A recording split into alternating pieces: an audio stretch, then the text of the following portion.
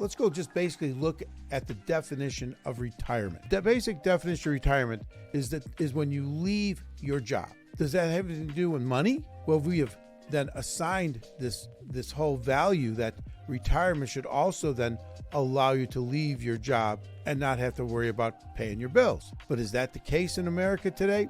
Absolutely not.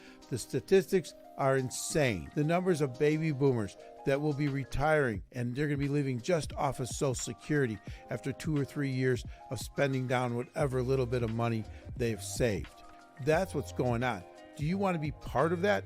I was a financial planner for over 20 years.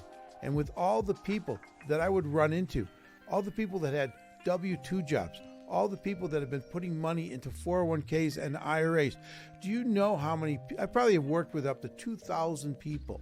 And if I probably saw no more than 20 or 30 of those people that actually had the kind of money, $4, $5, $6 million, that would give them the kind of retirement that you would be like dreaming about.